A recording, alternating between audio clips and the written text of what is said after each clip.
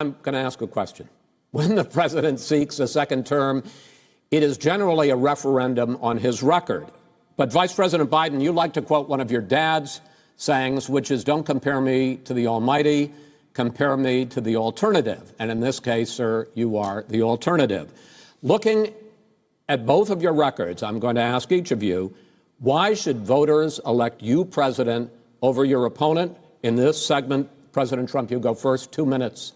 Because there has never been an administration or president who has done more than I've done in a period of 3.5 years. And that's despite the impeachment hoax.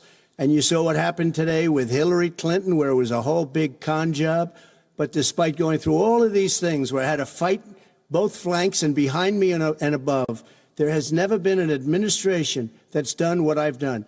The greatest, before COVID came in, the greatest economy in history, lowest unemployment numbers. Everything was good. Everything was going. And by the way, there was unity going to happen. People were calling me for the first time in years. They were calling and they were saying, it's time maybe. And then what happened? We got hit, but now we're building it back up again. A rebuilding of the military, including Space Force and all of the other things.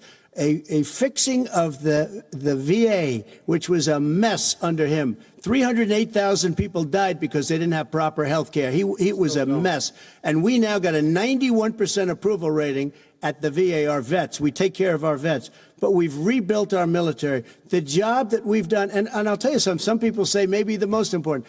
By the end of the first term, I'll have approximately 300 federal judges and Court of Appeals judges, 300, and hopefully 3 great Supreme Court justices. That is a record, the likes of which very few people, and you know one of the reasons I'll have so many judges?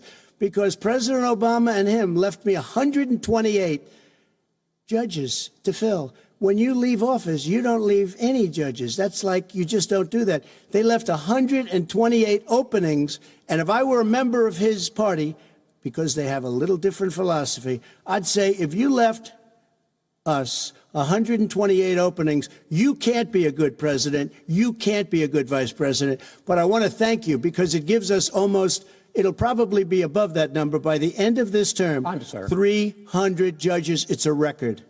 Looking at both your records, why should voters elect you president as opposed to President Trump? You have 2 minutes uninterrupted. Under this president, we become weaker, sicker, poorer, more divided, and more violent.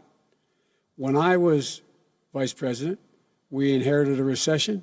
I was asked to fix it. I did. We left him a booming economy, and he caused the recession. With regard to being weaker, the fact is that I've gone head-to-head with Putin and made it clear to him we're not going to take any of his stuff. He's Putin's puppy. He still refuses to even say anything to Putin about the bounty on the heads of American soldiers. Your son got $3.5 million. And by the way, my son... Wait a minute. Mr. President, your campaign agreed to both sides would get 2-minute answers uninterrupted. Well, your side agreed to it, and why don't you observe what your campaign agreed to as a ground rule, okay, sir? He never keeps his word. No, I'm not asking. That was a rhetorical question. Can you go add ahead, back sir. 30 seconds? Yeah, yes, okay. You may have. All right. Go ahead. So, thirdly, we're poor.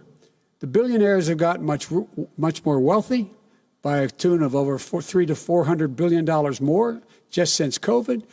You in the home, you got less. You're in more trouble than you were before. In terms of being more violent, when we were in office, there were 15% less violence in America than there is today. He's president of the United States. It's on his watch. And with regard to more divided, the nation can't stay divided. We can't be this way. And speaking of my son, the way you talk about the military, the way you talk about them being losers and being and just being suckers, my son was in Iraq. He spent a year there. He got the Bronze Star. He got the Conspicuous Service Medal. He was not a loser. He was a patriot, and the people left behind there were heroes. Really? And I resent. Are you talking about Hunter? Are you talking about Hunter? I'm talking about my son, Beau Biden. You're talking about. I don't know Beau. I know Hunter. Yeah, Hunter got thrown out of the military. He was thrown out, dishonorably discharged. That's not true. He wasn't dishonorably. Cocaine use. And he didn't have a job until you became vice president. And once you became vice president, he made a fortune in Ukraine, in China, in Moscow, that is simply and various not other places. True. He made a fortune. My son, and he didn't have a job. My son, like a lot of people we know at home, had a drug problem. He's overtaken it. He's fixed it. He's worked on it, and I'm proud of him. But why was he given tens of millions of dollars? But he wasn't given tens of millions of dollars. That is totally discredited. We've already been totally discredited. We've already been through this. I think the American people would rather hear about more substantial subjects. Well, you know, as the moderator, sir, I'm going to make a judgment call here. $3.5 million from the mayor of Moscow. Let's talk about I think true. Gentlemen, that report is totally discredited. Mitt Romney on that committee said it wasn't worth taxpayers' money, that report. It was written for political reasons. You know, I'd like to talk about climate change. So would I. Okay. The forest fires in the West are raging now. They have burned millions of acres. They have displaced hundreds of thousands of people. When state officials there blame the fires on climate change, Mr. President, you said, I don't think the science knows. Over your 4 years, you have pulled the U.S. out of the Paris Climate Accord. You have rolled back a number of Obama environmental records. What do you believe about the science of climate change? And what will you do in the next 4 years to confront it? I want crystal clean water and air. I want beautiful, clean air. We have now the lowest carbon. If you look at our numbers right now, we are doing phenomenally. But I haven't destroyed our businesses. Our businesses aren't put out of commission. If you look at the Paris Accord, it was a disaster from our standpoint. And people are actually very happy about what's going on because our businesses are doing well. As far as the fires are concerned, you need forest management in addition to everything else.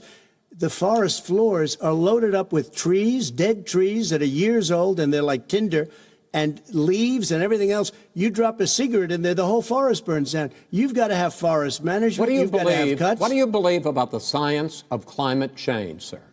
I believe that we have to do everything we can to have immaculate air, immaculate water, and do whatever else we can that's good. You know,